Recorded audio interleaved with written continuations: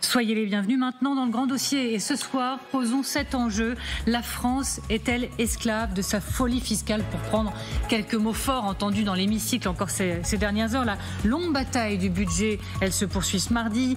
Confiscation, les taxes envisagées seraient intolérables, confiscatoires. La question, elle se trouve au cœur des débats. Mais comment répartir équitablement les efforts? Ultra riches, entreprises, revenus, patrimoine, vous connaissez l'expression, dans chaque niche il y a un chien qui mord, nous y sommes, alors comment faire? Et il y a la taxe Zuckman, bien évidemment, qui est au cœur.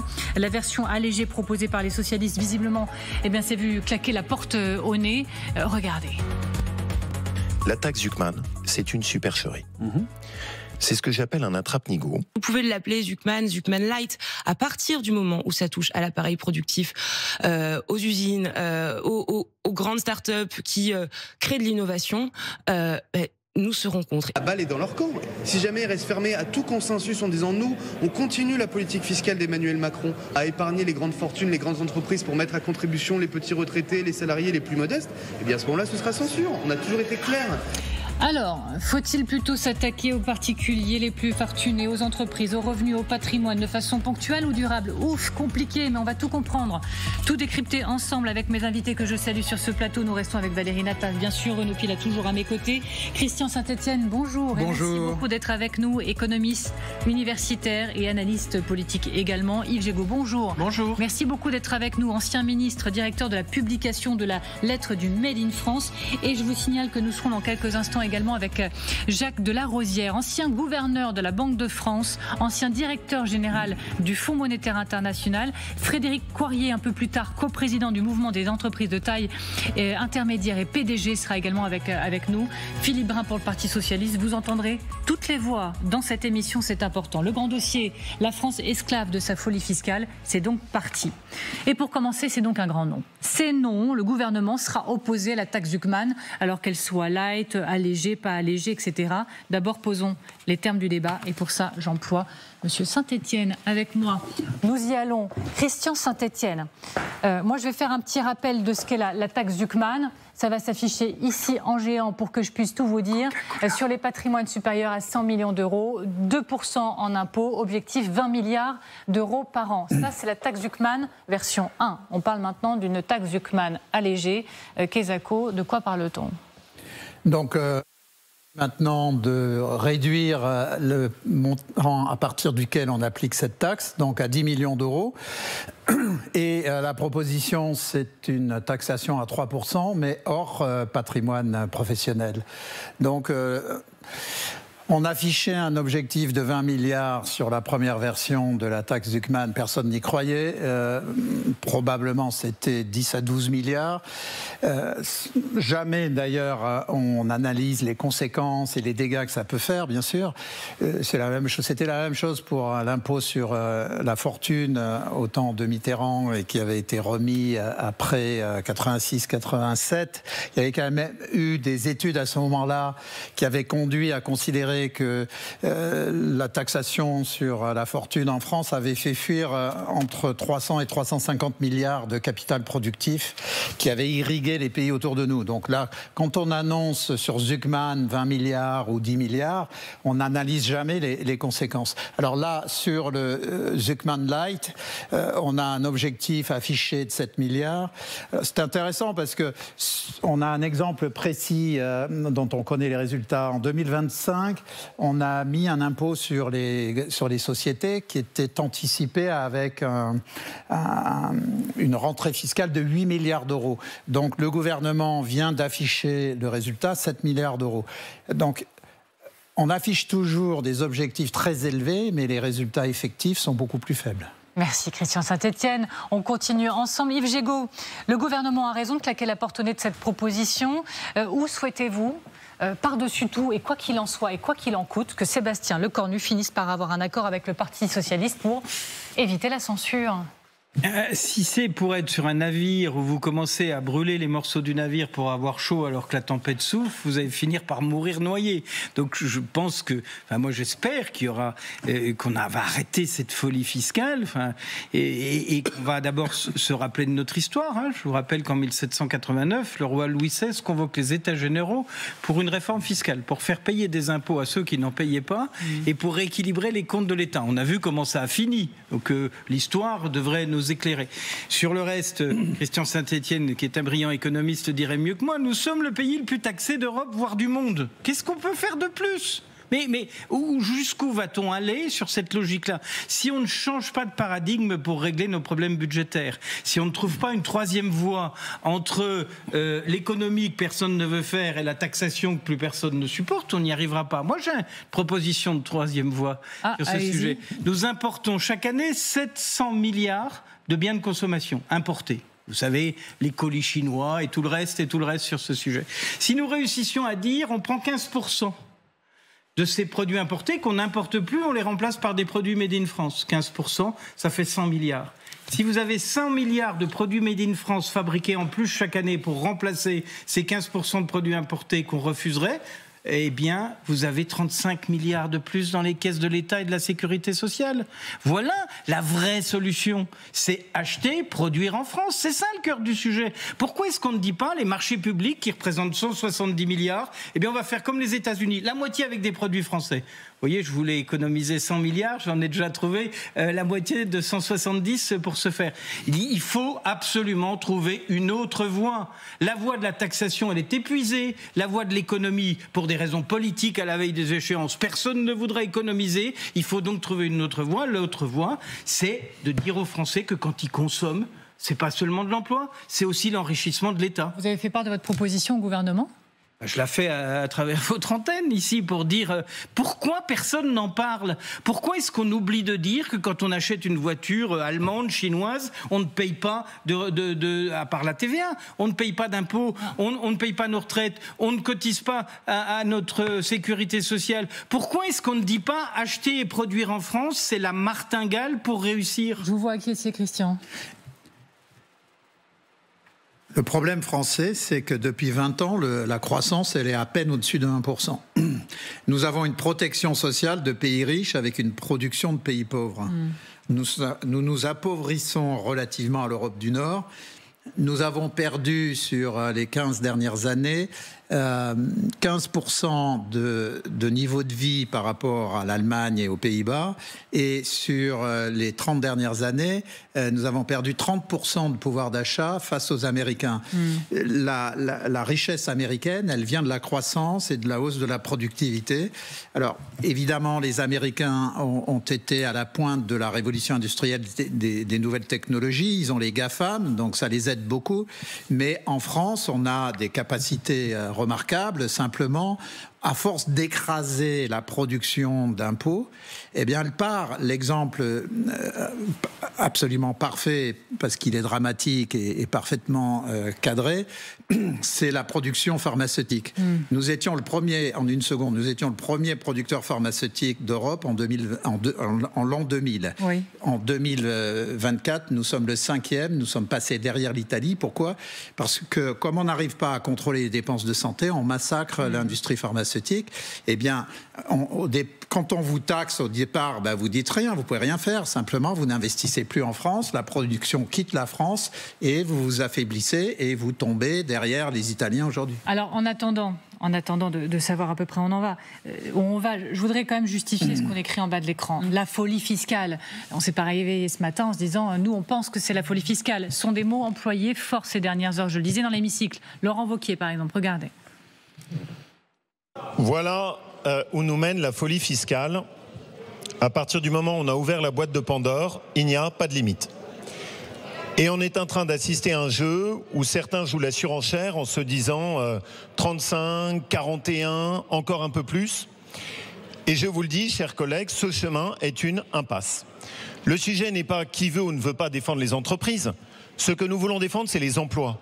Ce que nous voulons défendre, c'est les salaires. Ce que nous voulons défendre, c'est la création de richesses. Et à chaque fois qu'on va plus loin dans cette taxation, nous allons juste épuiser notre pays et conduire à de la destruction d'emplois. C'est tout. Ça, ce sont les mots. Dans les faits, il faut rendre au monde ce qui appartient au monde, qui a rappelé ces dernières heures dans ses colonnes que des 27 pays de l'Union européenne, la France est déjà celui où les prélèvements obligatoires se révèlent les plus élevés. Exact. Après avoir culminé au-delà de 45% du PIB en 2017, leur poids il est redescendu, vous le voyez là, à 42,8% en 2024 à la suite des baisses d'impôts voulues par Emmanuel Macron. Le taux de prélèvement obligatoire qui intègre tous les impôts, les cotisations sociales, doit ainsi s'élever à 43,6% en 2025, à 43,9% dans la version de départ du budget 2026. Je ne sais pas si je suis suffisamment claire, mais vraiment j'espère l'être.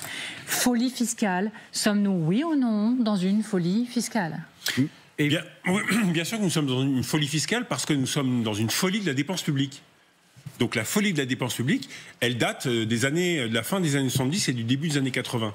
Et la droite et la gauche sont responsables. On entend Laurent Wauquiez qui dit qu'il y a une folie fiscale. Mais la folie fiscale, encore une fois, sont responsables la droite et la gauche. Il y a une période depuis 35 ou 40 ans où le gouvernement français a réduit le déficit budgétaire, c'est Copé, Thierry Breton. Copé, Thierry Breton, vous regardez les chiffres, c'est le seul moment où le déficit budgétaire baisse. Pourquoi ? Parce qu'on a une droite en France qui est socialiste. On a une droite socialiste en France. On n'a pas de libéraux. Donc à partir du moment où vous avez une droite socialiste, elle laisse filer la dépense publique pour des raisons électorales, pour des raisons de paresse et pour un manque de courage. Je termine là-dessus, on n'a aucune évaluation de la dépense publique. En Corée du Sud, par exemple, lorsqu'une loi est votée, il y a une évaluation à la fin de l'année obligatoire. Si l'évaluation montre que la dépense sert à rien, la loi, elle tombe. Mais pourquoi on ne peut pas faire ça ? Pourquoi on ne peut pas faire ça ? Donc si on en est là, c'est effectivement parce que on ne sait pas où vont nos euros. Je crois que les Français ne veulent pas ne pas payer d'impôts, ils veulent savoir à quoi ça sert. Alors que la musique qui monte en ce moment, c'est impôt confiscatoire, surtout après l'amendement qui a été voté hier sur les entreprises. Mais bien sûr, j'ai été ministre et bien sûr, je fais partie, si vous voulez dire que j'ai ma part de responsabilité, comme tous ceux qui ont exercé le pouvoir depuis des lustres, et on voit bien la lente dégradation, au fond, depuis le premier budget en déséquilibre, c'est-à-dire depuis 1976 ou 75 sur ce sujet. Mais le fond, c'est qu'on est les champions d'Europe, voire les champions du monde de l'imposition. Donc c'est fini, on ne peut pas aller plus loin. Et on ne peut pas aller plus loin, pourquoi ? On ne peut pas aller plus loin parce qu'il y a une règle qui est un des piliers de la République qui s'appelle le consentement à l'impôt. Et qu'il faut que le pays consente à payer de l'impôt, comprenne où va cet impôt, soit d'accord sur la façon dont l'argent qu'il confie aux autorités publiques, parce qu'il n'y a pas que l'État, il y a aussi la dépense sociale, il y a aussi les collectivités locales. Je rappelle que sur 100 € de dépenses publiques, vous avez 50 € de dépenses sociales, sécurité sociale, caisse de retraite, caisse d'allocation familiale, etc. Vous avez 30% de dépenses de l'État et 20% de dépenses des collectivités locales. Eh bien, nous allons arriver à une situation où il n'y aura plus de consentement à l'impôt. Je rappelais tout à l'heure les États généraux qui ont été convoqués. Qu'est-ce qui a fait la Révolution française ? Eh bien, c'est le bug sur la question de la fiscalité. Et il n'y avait plus de consentement autour de ce sujet. Le pays a explosé sur cette question. Donc, je dis à mes amis qui sont parlementaires, moi je ne fais plus de politique depuis 2017, je dis à mes amis, halte au feu. Il faut arrêter tout de suite cette logique. Il faut bloquer le système. Et je vous dis, décidons, nous, en dehors de l'Europe, de dire que la moitié de nos marchés publics vont aller vers des produits made in France. Vous allez voir qu'on va commencer à inverser un peu la tendance. Alors, je voudrais vous faire entendre, et je vous vois tous réagir. J'irai vers vous, Valérie, et vers vous, Christian Saint-Etienne, bien sûr, mais Jérôme Fourquet, formidable Jérôme Fourquet, qui dit quoi sur le plateau de LCI hier ? On est dépendant à l'impôt parce que c'est plus facile. Valéry Giscard d'Estaing, dans les années 70, quand il était président de la République, avait dit il ne faut pas qu'on augmente davantage la dépense publique, parce qu'à partir de, alors, disait-il, à partir de 40% de dépenses publiques rapportées au PIB, nous serions dans un État socialiste. Giscard d'Estaing dit ça dans le milieu des années 70, on est à plus de 55% de dépenses publiques ramenées au PIB. Et là encore, comme ça fait 50 ans que ça se déploie, que ça se met en place, des habitudes ont été prises, c'est-à-dire que de revenir en arrière, c'est extrêmement difficile. Et il est beaucoup plus difficile en France d'ajuster à la baisse les dépenses que de voter de nouveaux impôts. Les dépenses. Valérie Nataf. Alors, j'espère ne pas vous faire crier tout de suite. Moi, je voudrais la création d'un nouvel impôt. Et ce nouvel impôt... Sur les parlementaires qui créent des impôts. Non, vous avez beaucoup d'imagination. Sur le manque de courage. Sur le manque de courage. Non plus. Alors là, ce nouvel impôt, il est sur, par exemple, les robots. C'est ce qu'avait proposé Benoît Hamon en 2017, en disant qu'il fallait taxer les robots de manière à pouvoir remplir les caisses de l'État. Voilà qui ne fait pas mal. Ah si, je vais vous répondre. Qui fait très mal, parce qu'on n'a déjà pas de robots. Si en plus vous les taxez, les Chinois sont en train d'ouvrir des usines avec des centaines de milliers de robots qui fonctionnent sans ouvriers. Si nous on dit en plus on n'est pas compétitif, que j'avais dit de pas crier. Mais on va les... Non mais je suis d'accord, à terme le jour où on sera équipé, mais pour l'instant on n'est pas équipé. Alors Valérie, parce que Christian en plus s'attend avec impatience de pouvoir vous répondre. Pardon, hein. M'énerve pas, j'explique. Oui, merci Germaine.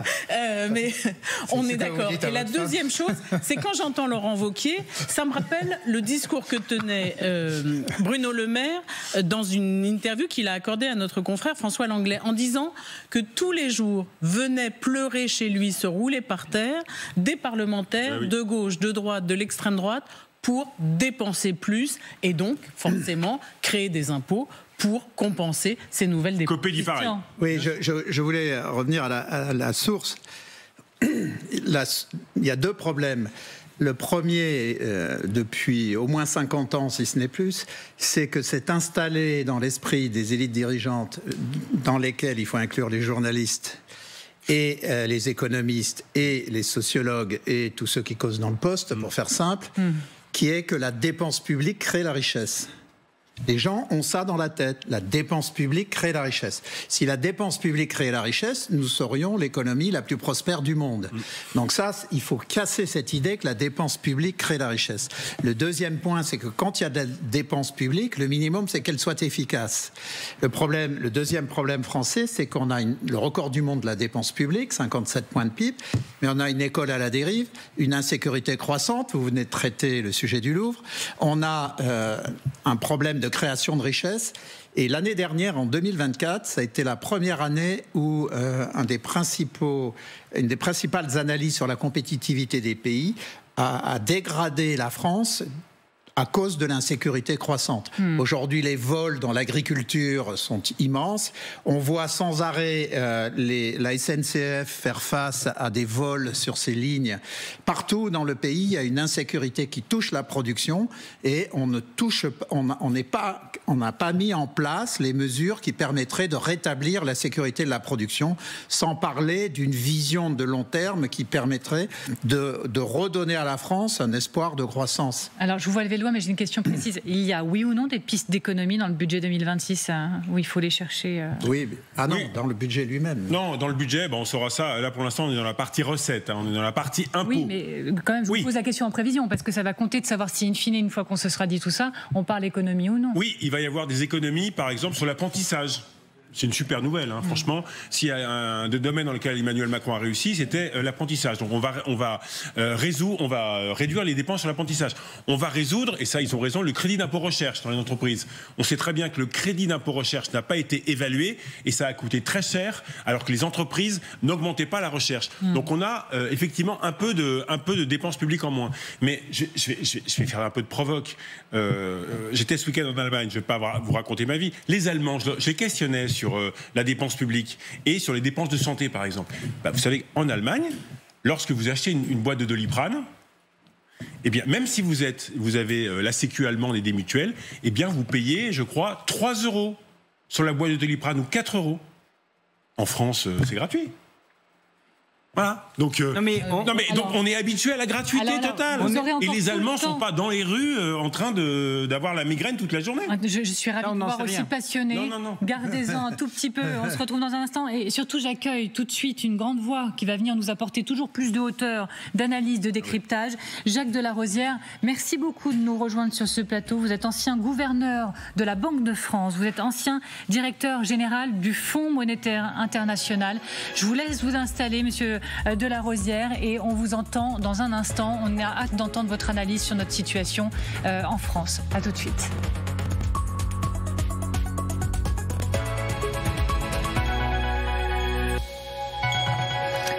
Vous êtes toujours devant le grand dossier. Ce soir, cet enjeu, la France est-elle esclave d'une folie fiscale, selon des mots encore entendus ces dernières heures dans l'hémicycle à l'Assemblée nationale? On en parle avec nos invités dans un instant, mais là tout de suite maintenant, c'est l'essentiel de l'actualité.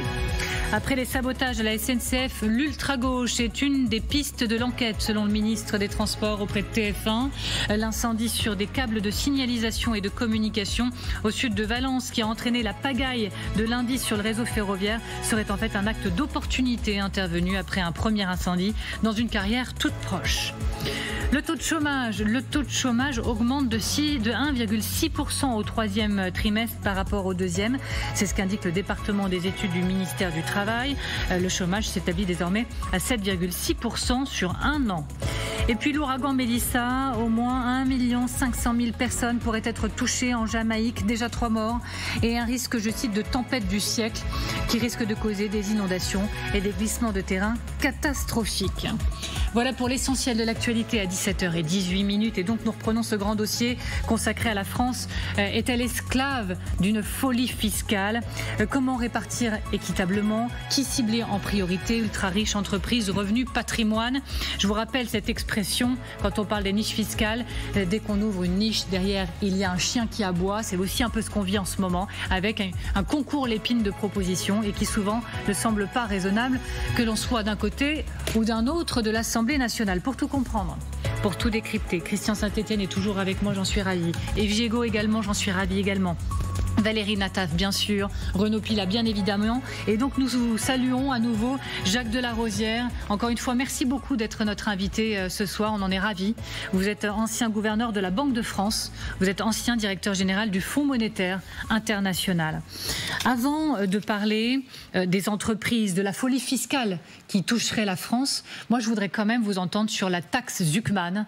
Vous savez, dans une dernière version, elle serait même allégée, cette taxe Zuckman. La porte-parole du gouvernement a dit ce matin, ce sera non, ce sera sans nous. Est-ce que vous êtes soulagé?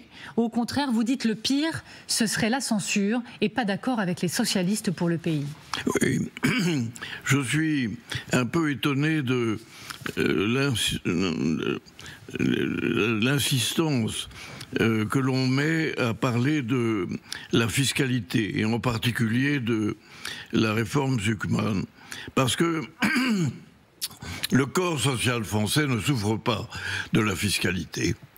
Il souffre d'un excès de dépenses publiques. Et c'est ça le point fondamental. Alors, quand vous allez trouver un médecin parce que vous avez un cancer et qui vous dit « je vais vous soigner les yeux », c'est à peu près la folie dans laquelle nous sommes aujourd'hui avec Zuckman. Alors, vous me demandez ce que j'en pense. Je pense que la France n'est pas coupable d'une insuffisance de la pression fiscale. Au contraire, elle est coupable d'un excès par rapport aux autres compétiteurs, un excès de la fiscalité. Donc c'est me paraît pas une très bonne idée que de taxer les patrimoines. Alors, vous me demandez mon avis. Oui. Je vous dis, si on étudie une augmentation massive de la taxation du patrimoine d'un certain nombre de citoyens français, il faut au moins prendre 2 précautions. La première précaution, c'est d'éviter que ce soit confiscatoire. Parce que si c'est confiscatoire, vous n'avez plus d'État. Et vous n'avez plus le principe de la propriété privée. Et la deuxième chose qu'il faut regarder, c'est si, à l'issue d'une réforme dite Zuckman, nous sommes moins bien placés en matière de compétitivité. Ce sont les 2 choses. Et on n'en parle pas de ça. Et moi, je n'ai pas fait les études qui me permettent de dire si la taxe en question va amoindrir notre productivité et notre compétitivité. Je ne suis pas capable de vous le dire. Mais ce que je sais, c'est que je ne le ferai pas avant d'avoir la certitude que ça ne détériore pas encore plus notre compétitivité. Alors, on reste ensemble, bien évidemment, et nous sommes également, et c'est là que c'est intéressant, parce qu'on va entendre toutes les voix dans cette émission, avec Philippe Brun.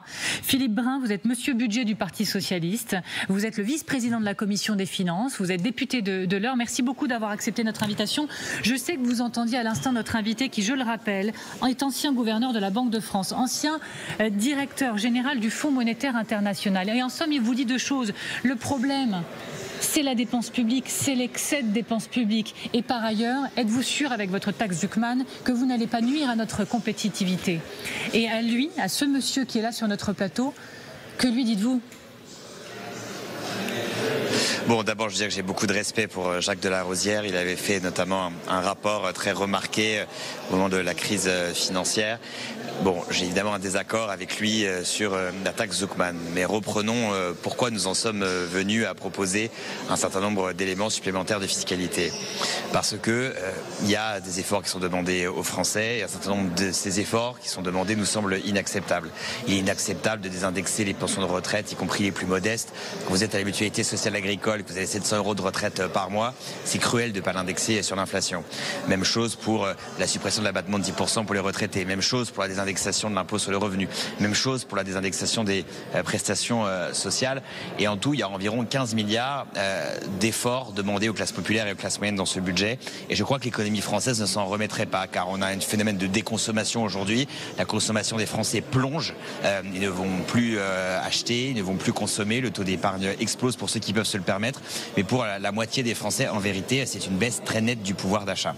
Donc nous disons, il faut qu'on ait un budget équilibré qui ne casse pas la croissance économique. Pour qu'il ne casse pas la croissance économique, il faut réindexer un certain nombre de prestations sur l'inflation et supprimer ces 15 milliards d'euros dans le budget qui vont faire beaucoup de mal à notre économie française.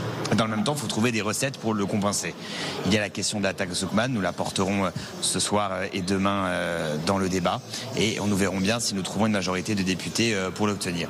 Et puis il y a la question générale de l'effort des très hauts revenus, des très hauts patrimoines dans ce budget. Je rappelle que la France avait jusqu'en 2017 un ISF qui a été supprimé et qui permettait de rétablir un peu de justice fiscale. Il faut rééquilibrer l'effort, décharger les classes populaires et les classes moyennes et mettre à contribution ceux qui peuvent se le permettre. Philippe Brun, on va rester ensemble. Prenons un petit peu de temps si vous le pouvez. Je sais que c'est compliqué pour vous, mais là quand même c'est passionnant et l'échange va être vraiment intéressant. Jacques de la Rosière. Là, je voudrais vous laisser dialoguer. Que dites-vous? Que répondez-vous à Philippe Brun qui est là en train, lui, de débattre? L'hémicycle est derrière lui. Il va y retourner pour débattre de ses idées. Que lui dites-vous avant d'y retourner? Non, mais c'est absolument évident. Nous avons 58% de notre PIB, 57,7, qui est absorbé par la dépense publique. La moyenne européenne, que nous influençons d'ailleurs, la moyenne européenne c'est 50%. Alors vous me direz, la différence entre 50 et 58% n'est pas révélatrice. Elle est fondamentale. C'est la différence entre la vie et la mort. Si vous faites de la compétition internationale sur un marché ouvert, ce qui est notre cas, vous ne pouvez pas avoir un boulet au pied qui est 8% de plus que les compétiteurs en matière de dépenses publiques. Vous ne pouvez pas. Vous disparaissez de l'horizon. La compétitivité, c'est une question d'un point. C'est pas une question de 7 ou 8 points. Donc, vous êtes mort. Et ce que je n'aime pas dans l'argumentation actuelle, ça consiste à dire « Ah, vous n'aimez pas la taxe Zuckman parce que vous ne voulez pas qu'une frange de Français paye pour les pauvres qui vont payer ». Alors ça, c'est la supercherie intellectuelle maximale. Qui a payé les fautes du gouvernement qui ont augmenté follement les dépenses publiques? C'est l'ensemble des Français. Il y a eu moins de travail, il y a eu plus de chômage, il y a eu une situation obérée de notre production. Et qui a payé ça? C'est l'ensemble des Français. C'est l'ensemble des Français. Et on nous dit maintenant, ah ben vous voulez que quelques Français pauvres paye pour quelques Français riches qui ne veulent pas payer. C'est absurde. Alors... si vous ne voulez pas regarder le phénomène de la dépense publique, vous ratez le train, c'est fini, c'est pas la peine de discuter. Et visiblement, si je puis me permettre d'intervenir, Philippe Brun, le gouvernement est pas loin de penser la même chose parce qu'il vous a un peu, pardonnez-moi l'expression, mais claqué la porte au nez avec la forme de taxe Zucman allégée. Maud Bréjon, porte-parole du gouvernement, a dit non, ce sera sans nous, on va s'y opposer. Bon, d'abord, je vais répondre à Monsieur de la Rosière. Le débat, c'est pas dépenses ou recettes. De toute façon, nous sommes favorables à un certain nombre de baisses de dépenses. Dans le contre-budget du Parti Socialiste, on propose par exemple, sur le chancellement de l'État, 6 milliards sur les agences, les doublons, la bureaucratie, les achats, l'immobilier de l'État aussi.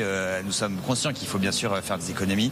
Sur la sécurité sociale, on propose aussi de mettre fin à la financiarisation du système aujourd'hui, laboratoires de biologie médicale qui sont rachetés par des grands groupes financiers américains qui font de la surfacturation, qui font de la fraude.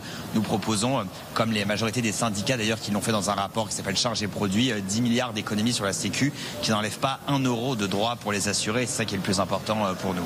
Mais simplement, on ne pourra pas s'en sortir seulement avec des économies. Il faut en faire bien sûr. Il faut aussi des recettes nouvelles si on veut combler les trous. Et Jacques de la Rosière le sait parce qu'y compris quand il était au FMI, dans les différents pays qui se retrouvent aidés par le FMI, il y a à la fois effectivement des baisses de dépenses, il y a aussi des augmentations de recettes. Donc le débat qu'on a aujourd'hui sur les recettes me semble un peu surréaliste. Dire qu'on n'est pas capable de demander une taxe exceptionnelle sur les très hautes fortunes pour aider à combler le déficit et à assainir nos finances publiques, c'est la preuve qu'il y a une forme d'égoïsme qui est au plus haut niveau aujourd'hui de notre système économique. On ne peut pas dire à la fois on assassine de charges et d'impôts les classes populaires et les classes moyennes, on a une TVA qui est élevée, on a une CSG qui est élevée, et dans le même temps dire que qu'on est d'accord avec le fait que les milliardaires payent très peu d'impôts en France. Donc ce que nous proposons, c'est rééquilibrer l'effort et surtout ne pas casser la croissance, qui est le plus important.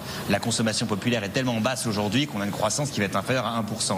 On en voit aujourd'hui les résultats, 68 000 faillites en France depuis 1 an, plus 40% du nombre de plans sociaux dans notre pays, une augmentation du chômage. Dans mon département, le chômage augmente déjà d'1 point. Et d'après l'OFCE, si le budget Lecornu était adopté en l'état, le chômage augmenterait à nouveau d'1 point dans 1 an. Pour toutes ces raisons, il faut donc retrouver de l'équilibre. Je crois qu'il y a une décence commune à se dire qu'il y a besoin d'avoir un impôt sur le patrimoine des très très très fortunés dans ce pays qui doivent contribuer par patriotisme aussi, à redresser nos finances publiques. Alors, en fait, je pense qu'on se dit, mais il faut que vous retourniez dans l'hémicycle, parce que nous, on a envie que les débats aient lieu. Voilà. Voilà, on a envie que ça vous dise. Voilà. C'est pour ça que je malheureusement veux quitter. Malheureusement. J'ai une dernière question. Une contribution différentielle sur les hauts patrimoines, selon nos confrères de l'opinion, mais pas seulement, ce serait une piste sur la table. Ce serait une bonne alternative quand tu possèdes plus de 2 millions de patrimoine actifs professionnels, tu seras imposé de 0,2%, 60 000 foyers fiscaux concernés. Ce sera ça le deal avec le gouvernement à la fin de la journée ? Non, on n'en sait rien, je ne suis pas au courant de ces informations et d'ailleurs ces informations me semblent erronées au moment où on se parle. En tout cas, il faut, pour notre point de vue, une contribution sur les très hauts patrimoines et après il faut en discuter de l'assiette et du taux. Zucman, c'est une contribution différentielle sur les patrimoines de plus de 100 millions avec un taux de 2%. Nous avons fait une autre proposition avec une contribution différentielle à 3% et qui exclut un certain nombre de biens comme les start-up ou les entreprises familiales. Il y a d'autres propositions qui sont sur la table, mais ce qui est important pour nous, c'est qu'on trouve le rendement fiscal pour éviter des souffrances aux Français, éviter les déremboursements de médicaments qui sont très injustes, éviter les indexations de pensions de retraite à 700, 800, 900 euros de gens qui gagnent très peu. C'est injuste de les désindexer. Bref, épargner des souffrances aux Français et redonner un peu d'équilibre aujourd'hui dans l'effort qui est demandé à tous. Allez, on vous rend à l'hémicycle. Philippe Brun, merci beaucoup d'avoir pris le temps de débattre avec nous. C'était passionnant. Merci, monsieur Budget du Parti Socialiste, parce que maintenant, c'est ainsi que vous êtes appelé député de l'Eure. Christian Saint-Etienne, oui, je vous ai vu bouillir sur votre fauteuil. Expliquez-moi pourquoi. En fait, Philippe Brun a répété quelque chose qui, à force d'être répété, devient une vérité acceptée, qui est que les riches ne paient pas d'impôts, les très riches, puisqu'on parle au fond du top 1 sur 1000, parce qu'on sait que les 10% de revenus les plus élevés paient 75% de l'impôt sur le revenu. Donc, en fait, le débat, il s'est déplacé sur le top 1 pour 1000. Et ce que Philippe Brun a répété, c'était que les très riches, le top 1 sur 1000, ne payent pas d'impôts. Ça vient d'une étude de l'IPP, l'Institut des politiques publiques, qui est sortie en juin 2023 et qui a établi faussement que les riches ne payaient pas d'impôts. Comment est-ce qu'ils ont établi ça? Parce qu'en fait, les riches, y compris les milliardaires, sur les revenus qu'ils déclarent, ils payent un max, ils payent au taux marginal le plus élevé. Ils payent quasiment 60% de taux marginal en incluant la CSG. Donc comment l'IPP a établi que les très riches ne payaient pas d'impôts? Ils ont considéré que les très riches, 1800 très hauts contribuables, contrôlaient des entreprises et que dans le contrôle de ces entreprises, il y a des bénéfices distribués et des bénéfices non distribués. Et ils ont considéré que les bénéfices non distribués n'étaient pas distribués pour cacher leurs revenus et que si on intègre les bénéfices non distribués à leurs revenus, à ce moment-là, leur taux d'imposition baisserait. Mais je termine, les bénéfices non distribués, d'abord, ils ont payé l'impôt. Il faut se méfier de cette expression parce que quand on entend bénéfices non distribués, on a l'impression qu'ils n'ont pas payé l'impôt. En fait, ils ont payé l'impôt. Et deuxièmement, ils constituent les fonds propres des entreprises qui permettent d'investir et de se développer. Donc cette idée fausse circule depuis. La taxe Zuckman, c'est un passager sur l'avion de l'étude de l'IPP. Et donc on raconte n'importe quoi. Les riches sont fiscalisés au taux marginal. Pardonnez-moi de peut-être faire redescendre le niveau. J'en suis vraiment désolée. Mais non, mais in fine, les gens nous regardent en se disant mais oui, mais nous on avait compris que s'il n'y avait pas d'accord entre le gouvernement et le Parti socialiste, c'était la censure. Et vous êtes quand même nombreux sur ce plateau à être passés ces dernières semaines en nous disant que le pire de tout pour le pays, ce serait la censure. Oui. Est-ce qu'il faut, quoi qu'il en soit, quoi qu'il en coûte, éviter la censure pour le pays? Et est-ce qu'il faut, selon vous, que quoi qu'il en soit, quoi qu'il en coûte, le gouvernement passe un accord avec le Parti socialiste? Oui, écoutez, les gouvernements qui se sont succédés depuis 15 ans ont multiplié les erreurs. Ils ont fait en sorte que la dépense publique, comme je l'ai dit tout à l'heure, soit excessive par rapport à la moyenne de nos partenaires commerciaux. Ils ont augmenté le niveau du prélèvement obligatoire et ils ont réduit l'investissement productif qui est la condition même de la croissance. Donc ce sont des gouvernements qui ont pesé sur la croissance française en augmentant d'une manière inconsidérée, je dirais d'une manière folle, la dépense publique. Alors, maintenant, on nous dit « Ah oui, mais il y a une frange de gens très riches qui bénéficient de l'impunité fiscale. » Alors, comme M. Saint-Étienne l'a très justement démontré, ce n'est pas exact. C'est faux en termes mathématiques. Mais je dirais que c'est pire que ça. Parce que, qu'est-ce qu'on veut nous faire dire? On veut nous faire dire que quelques milliers de patrimoines très élevés sont responsables, en quelque sorte, du déficit français. Alors ça, c'est complètement faux.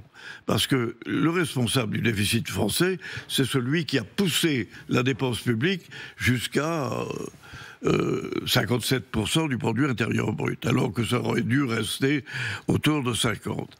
Alors, la vérité, c'est que ceux qui ont payé la taxe Zuckman, c'est l'ensemble du peuple français. C'est pas la taxe elle-même qu'ils ont payée, mais ils ont payé la taxe émanant des erreurs massives et incompréhensibles, parce que jamais soumises à débat, qui ont été réalisées pendant cette période. Alors, il faut sortir de ça, et il faut avoir le courage de dire que ce qui compte aujourd'hui, c'est le résultat de l'analyse médicale. Et le résultat de l'analyse médicale, c'est pas que les Français payent insuffisamment d'impôts. Je passe ma vie à regarder les comparaisons à l'OCDE et autres. Jamais je n'ai vu que la France était sous-imposée. Jamais. Alors que j'ai toujours vu que la France dépensait trop en dépenses publiques. Alors, je veux revenir, comme on fait quand on va voir un médecin, à l'analyse médicale.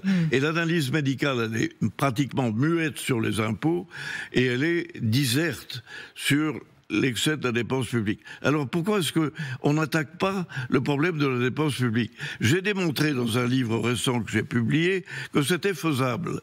Que c'était faisable sans révolution sociale, sans qu'on touche le patrimoine social des Français.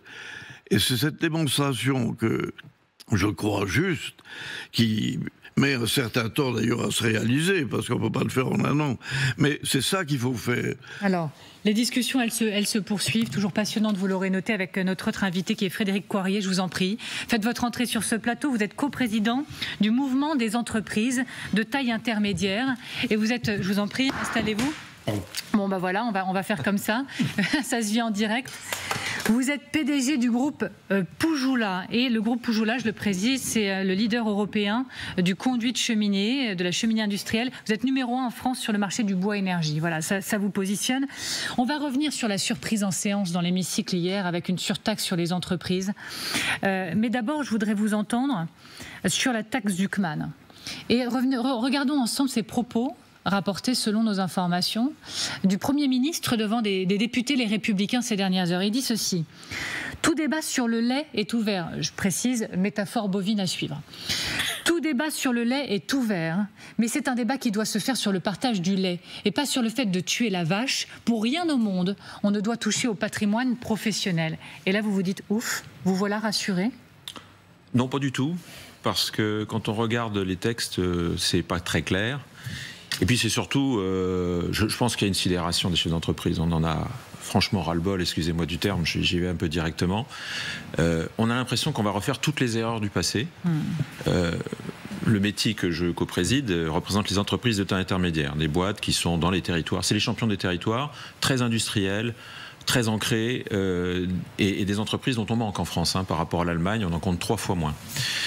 En 1981, quand le président Mitterrand a mis en place l'ISF et doublé les droits de succession, on a vu des centaines, voire des milliers de boîtes se rendre à l'étranger, puisque les actionnaires, les entreprises étrangères voulaient rentrer sur le marché français, elles payaient mieux. On a perdu énormément de centres de décision sur le territoire. Et en fait, notre économie s'est atrophiée terriblement. Alors on s'étonne aujourd'hui que nos territoires soient affaiblis, etc. Mais toutes ces boîtes qui avant égrenaient nos territoires, entraînaient avec elles les PME, ont disparu. Et ça, on voit revenir exactement les mêmes recettes. J'écoutais M. Brun tout à l'heure, c'est absolument dramatique. On ne va quand même pas refaire 2 fois les mêmes erreurs. C'est assez criminel. Enfin, je veux dire, à un moment donné... Criminel. Ben oui, parce que les mots sont forts. Les mots sont forts, mais on connaît les conséquences. C'est-à-dire que la France, en 1981, avait le même taux de chômage que l'Allemagne, le même taux d'industrie. Vous prenez la photo 30 ans après. L'Allemagne a 5% de chômage, la France 12%. Elle a divisé par 2 son industrie. Elle s'est appauvrie, elle a un commerce extérieur déficitaire, elle a des déficits partout. La base fiscale française s'est étiolée. Est-ce qu'on va refaire encore la même situation en faisant en fait ce type de taxe Zuckman, peu importe, ou taxe sur les holdings, ou taxe Zuckman Light, d'ailleurs qui n'a de light que le nom, on va tuer nos boîtes. Et les conséquences derrière, M. de la Rosière le dit très clairement, c'est les Français qui vont payer. Parce qu'en affaiblissant nos entreprises, on va être capable de moins investir, de moins innover, de moins exporter, et on repart pour une désindustrialisation massive. Alors, on continue d'échanger ensemble, et dans un instant, on va revenir donc ce qui s'est passé aussi hier, la surprise du chef, en quelque sorte, le coup de théâtre dans l'hémicycle. C'est en séance le gouvernement qui a fait une concession de 2 milliards d'euros au PS. Beaucoup le lisent comme ça, en augmentant la surtaxe d'impôt sur les sociétés pour les très grandes entreprises de 4 à 6 milliards. On vous dit tout, et on en débat dans un instant. On se dit à tout de suite.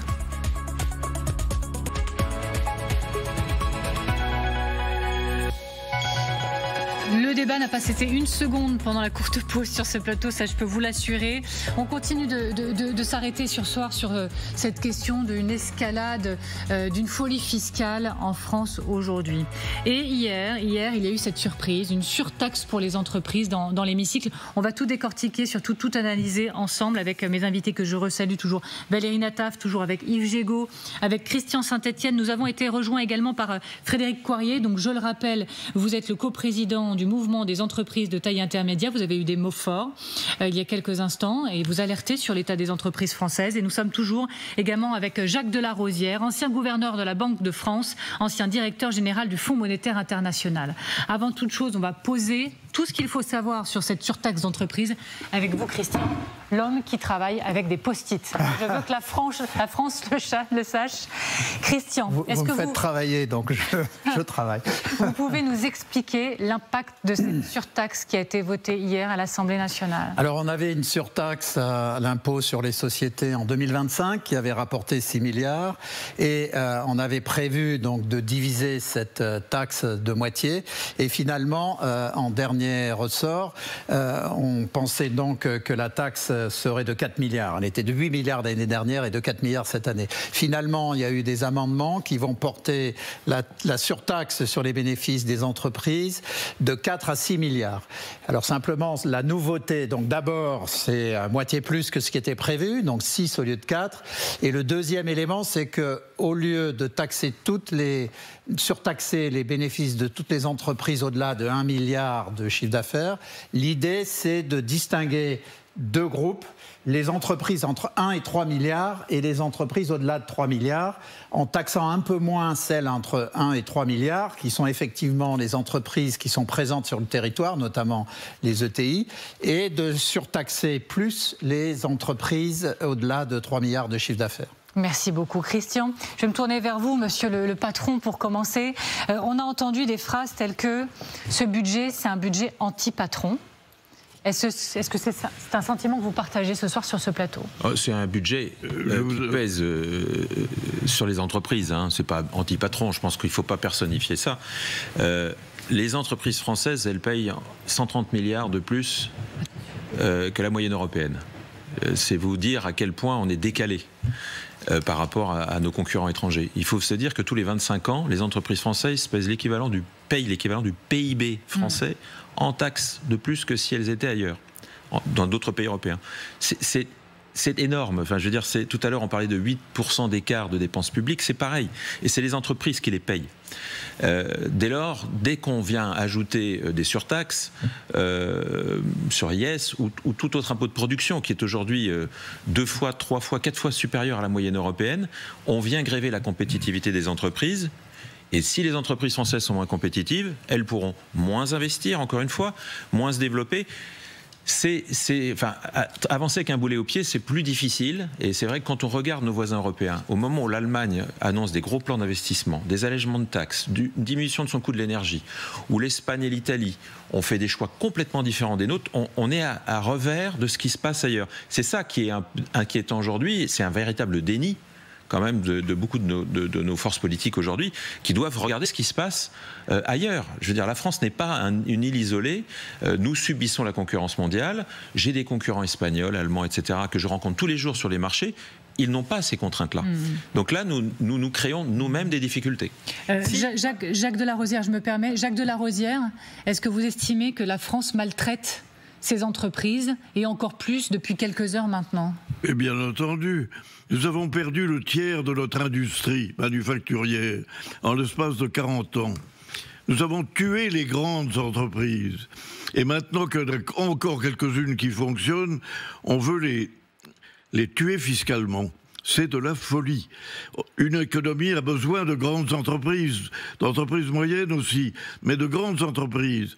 Quand vous avez des start-up qui marchent assez bien en France et qui commencent à se développer, vous avez besoin d'une grande entreprise lorsque cette start-up commence à entrer dans le champ de l'activité réelle et compétitive. Nous ne trouvons plus d'entreprises françaises capables de les racheter. C'est fini. Alors, on va à l'étranger pour trouver des grandes entreprises, merci, qui les rachètent. C'est de la folie que d'imposer une surtaxe à des entreprises parce qu'elles sont grandes. C'est complètement à l'encontre des intérêts français. Nous avons tué notre industrie. Et ce qu'il en reste, on veut continuer maintenant à les massacrer. C'est une erreur majeure. Et il faut le dire, ça. Parce que nous n'avons pas assez de grandes entreprises. Et une des raisons pour lesquelles nous n'avons pas de grandes entreprises, c'est qu'on a favorisé systématiquement, vous l'avez dit très justement, depuis 50 ans, on a favorisé la consommation et on a défavorisé la production. Et une des manières qui ont été très efficaces pour cette action extraordinairement critiquable, ça a été les taux d'intérêt réels à zéro. Pendant 20 ans ou 25 ans, la Banque Centrale Européenne a maintenu des taux d'intérêt défalqués de l'inflation égaux à zéro. Qu'est-ce qui s'est passé? Il s'est passé que des entreprises non productrices et qui avaient du mal à survivre, ayant reçu une subvention sur les taux d'intérêt, puisque ça ne coûtait plus rien d'emprunter de l'argent. Qu'est-ce qu'elles ont fait? Elles ont continué à mal produire, à mal se comporter, mais elles le pouvaient, parce que la politique monétaire leur donnait une subvention de taux d'intérêt qui le leur permettait. Et quand les taux d'intérêt ont monté, parce que l'inflation a monté, ces entreprises, elles ont commencé à péricliter, ces entreprises moyennes qui vivaient de subventions de taux d'intérêt. Mais pendant toute cette période de 50 ans, c'était la production qui a été défavorisée. Vous êtes producteur, vous avez à côté de vous un mauvais producteur qui ne vit que par la subvention de taux d'intérêt. Qu'est-ce qui se passe? Il se passe que le marché ne vous vient pas. Il est distribué. Et maintenant, on s'est rendu compte que ces entreprises qui vivaient artificiellement des subventions de la politique monétaire et qu'on appelait des entreprises zombies, on croyait qu'elles étaient marginales. Eh bien, elles ne sont pas marginales. Elles représentent à peu près 30% de l'économie du pays. C'est énorme. C'est une illustration de ce que vous avez dit très justement. On a favorisé la consommation, on a favorisé la distribution et on a défavorisé l'investissement productif. On est à plein dans votre sujet. Je ne peux que écouter et approuver la sagesse de Jacques de la Rosière. Pour revenir à la question que vous avez posée politique, où personne n'a voulu répondre, c'est est-ce qu'il faut à tout prix avoir un budget ou est-ce qu'il vaut mieux la censure? Mais quand on voit ce qui est en train de se passer, il vaut mieux la censure, pardon de le dire. Entre deux mots, le moins pire serait la censure. Si on se met à taxer, à continuer d'écraser les entreprises avec les conséquences que les chefs d'entreprise expliquent et qui vont arriver, mais on est en train de se suicider. Donc il y a un moment, moi je pense qu'il faut être raisonnable, il faut dire halte au feu. S'il faut censurer, il faut censurer. S'il faut dissoudre, il faut dissoudre pour aller devant le peuple. Mais on va quand même pas suicider le pays pour faire plaisir au Parti socialiste ou à d'autres qui ont décidé par une vision idéologique des choses d'aller au bout des erreurs qu'on a commises depuis 30 ans. Là, je me permets de me tourner vers Frédéric Coirier. Plusieurs fois sur ce plateau, on a démontré le coût de la censure. Il y a eu le coût de la dissolution, le coût de la censure. Vous, en tant que patron, quel est le mal, la peste ou le choléra, nous diront certains. Mais c'est quoi le pire? C'est la censure ou c'est un mauvais budget, selon vous? Je pense que c'est le débat entre le court et il y a des court-termistes qui feraient n'importe quoi, et puis il y a les entreprises qui, elles, s'inscrivent dans le long terme. Dire c'est un coût, enfin je sais pas, c'est un coût pour l'État peut-être. En tous les cas pour nous, un mauvais budget, c'est le long terme qui est fragilisé. C'est pire que la censure? Vous préférez aujourd'hui la censure? Non, je ne sais pas le sujet. Budget tel qu'il se dessine. Moi, je vais passer peut-être un message aux socialistes. Les socialistes, ils ont pris un certain nombre de mesures et ils ont fait évoluer leur logiciel. Qui est-ce qui a créé, par exemple, les pactes Dutreil qui ont permis de transmettre les entreprises? C'est d'abord les socialistes qui l'ont créé. Monsieur Migaud, Monsieur Strauss-Kahn, et en fait, Monsieur Dutreil les a rendus praticables. Qu'est-ce qui a commencé à baisser le coût du travail? C'est François Hollande, en 2014, après le rapport Gallois, parce qu'on s'est rendu compte qu'on était complètement décalé. Soyons pragmatiques, essayons de ranger les problèmes de parti et essayons à un moment donné de regarder les choses en face. Actuellement, je vais vous donner quelques chiffres sur les ETI. Donc c'est 7000 entreprises qui représentent quand même 25% de l'emploi salarié, 40% industriel. C'est vraiment là, le cœur industriel. 40% de baisse de chiffre d'affaires, de TI ont des baisses de chiffre d'affaires, 60% de baisse de profit. 60% des ETI ont des résultats en baisse. 50% d'investissements en moins actuellement que l'année dernière. Mais c'est énorme. On va le payer. C'est des dizaines de milliers d'emplois qui vont être supprimés. C'est des dizaines de milliers d'emplois. Ça ne se voit pas. Moi, je co-préside le syndicat depuis très longtemps. On regarde. Depuis 10 ans, on a créé 500 000 emplois. À partir du moment où on a commencé à réaligner un peu l'écosystème français sur la moyenne européenne, la baisse des impôts de production, le prélèvement forfaitaire unique, la baisse du coût du travail, dès qu'on a commencé à faire ça, on a vu une dynamique incroyable d'investissement, plus 50%. On a doublé nos effectifs d'apprentis. Enfin, on va gâcher tout ça pour du dogme, pour des positions idéologiques, alors que le problème est beaucoup plus profond et qu'il ne se résoudra pas par la fiscalité, il se résoudra par l'élargissement de la base fiscale. L'élargissement de la base fiscale, c'est l'activité. Si on ne fait pas le pari de l'activité, la France va s'affaiblir, va continuer à décrocher. Et je ne peux pas dire est-ce qu'il vaut mieux ceci ou cela. Ce que je sais, c'est ce qui est mauvais pour notre économie, ce qui est mauvais pour nos entreprises. Il faut surtout éviter aujourd'hui de fragiliser le long terme. Nous sommes dans une période trop délicate pour notre pays. Alors le point de vue de Christian Saint-Etienne, alors que les débats là sont en cours en ce moment, au moment où on débat sur ce plateau, à l'instant présent, pour vous, le pire c'est la censure ou le budget tel qu'il est débattu ? Il y a quelque chose qui me taraude actuellement, c'est la façon dont le Parti socialiste gère sa main gagnante. Le Premier ministre a donné une main gagnante au Parti socialiste en disant « je ne ferai pas le 49-3 et j'ai besoin des socialistes pour faire passer mon budget ». À ce moment-là, ce qui m'inquiète, c'est que on vient de rappeler à l'instant que face à des situations extrêmement difficiles, François Mitterrand, en 1983, avait choisi la rigueur pour sauver l'économie française avec Jacques Delors. Puis on a eu des réformes Hollande 2 à partir de 2014. Il avait fortement augmenté la fiscalité en 2012. Il voit que ça amène à la catastrophe. En 2014, il fait machine arrière. Ce que je regarde, parce que les gens qui nous écoutent n'ont pas forcément les chiffres en tête. J'ai les chiffres exacts parce que vous m'aviez forcé à les travailler.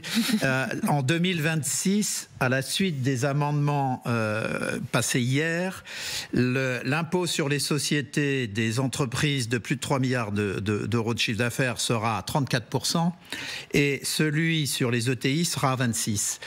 En Irlande, le taux est à 12,5. C'est-à-dire qu'on prépare un taux sur les grandes entreprises de quasiment 2,5 fois l'Irlande et sur les entreprises ETI, le double. Alors, il y a quelque chose, et je voudrais reprendre un peu ce que disait Jacques de la Rosière tout à l'heure. Il y a une compréhension qu'il faut avoir sur la création de richesse. La création de richesse, elle se fait par des filières. Des filières qui doivent être complètes. On a un donneur d'ordre en haut, qui est généralement une grande entreprise. En dessous, généralement, on a des ETI qui fabriquent des éléments clés de ce qui est produit par les grandes entreprises. Puis, on descend, il y a des PME, ainsi de suite. Si les grandes entreprises perdent confiance dans le pays parce qu'on leur colle un taux d'impôt sur les sociétés 2,5 fois ce qu'il est ailleurs, elles disent rien. C'est ça qu'il faut comprendre. Elles ne disent rien, mais elles mettent leurs investissements ailleurs. Et ce sont des dizaines de milliers d'emplois qui auraient pu être créés, qui ne le seront pas. Et dans le même temps, au Parti socialiste, ailleurs, mais dans la population, on demande du pouvoir d'achat. Mais le pouvoir d'achat, c'est quoi? C'est les emplois bien payés créés par le secteur productif. Si on fait fuir les emplois, les investissements et les emplois bien payés, le problème du pouvoir d'achat, il va augmenter. Et je ne peux pas croire. Au fond, faisons un exercice de style en 1 minute. Être socialiste, c'est quoi? On peut l'espérer quand même, c'est chercher la prospérité du peuple. Enfin, sinon, c'est quoi être socialiste? Si on cherche la prospérité du peuple, on doit vouloir que les entreprises se développent et créent de bons emplois. Donc, il y a une contradiction à vouloir cogner sur les entreprises tout en disant on veut la prospérité du peuple. C'est le moment où j'élève mes grands bras pour vous signifier que le temps nous est compté. J'ai 2 questions, 2 minutes pour vous les poser. La première, Valérie, est-ce qu'en effet, c'est le Parti socialiste qui tient Matignon qui écrit le budget aujourd'hui? Alors, ça aurait été vrai jusqu'à il y a quelques heures, puisque de toute évidence, le gouvernement a décidé de ne pas rentrer dans cette surenchère et a fermé la porte à la surenchère sur la taxe Zuckman. ce qui va se passer maintenant. Le fait que le Premier ministre ait été voir les députés, les Républicains, lors de leur réunion de groupe, indique cela. C'est-à-dire essayer de revenir à une forme d'équilibre entre les deux forces dites de gouvernement. Ça reste à prouver. Et voilà, 1 minute pour l'exercice le plus difficile de cette émission, à la fin. Quand on parle des ultra-riches, on nous dit c'est non. Quand on parle des entreprises, on nous dit c'est non. Quand on parle des revenus, on nous dit c'est non. Quand on parle du patrimoine, on nous dit c'est non. Je rappelle cette phrase quand on parle des niches fiscales. Dans chaque niche, quand on ouvre la porte, il y a un chien qui aboie. Comment on répartit équitablement ? Comment on s'en sort? Qui cibler en priorité? Parce qu'il faudra bien cibler quelqu'un. Mais non, en priorité. Pourquoi cibler? Pourquoi augmenter les impôts? Pourquoi pas augmenter la production? Pourquoi ne pas cibler les marchés publics vers des produits made in France qui, eux, rapporteraient des taxes? Il y a d'autres solutions. Moi, je suis abasourdi. On est enfermé dans un modèle et on a l'impression qu'il n'y a pas d'autres solutions. Si vous dites sur les 170 milliards de marchés publics, la moitié, comme font les Américains, c'est-à-dire de cette somme-là, va être ciblée vers des produits made in France, vous enrichissez l'État et vous luttez contre les déficits. Enfin, il faut arrêter de penser qu'on va continuer à vivre en important des produits qui n'ont payé ni notre protection sociale, ni les impôts sur l'État. Faut-il plutôt s'attaquer aux revenus, au patrimoine, aux particuliers les plus fortunés, aux entreprises? Faut-il le faire de manière ponctuelle ou de manière pérenne? Vous l'avez compris, on va continuer d'en débattre. En tout cas, je vous remercie de l'avoir fait avec moi dans le grand dossier. Je vous remercie infiniment, Jacques Delarosière, d'avoir été notre invité. Merci Yves Gégaud, Valérie Nataf, merci à vous d'être venu porter la voix des entrepreneurs. Christian Saint-Etienne, toujours un plaisir de voir travailler sur des post-it. Merci à vous d'avoir regardé le grand dossier.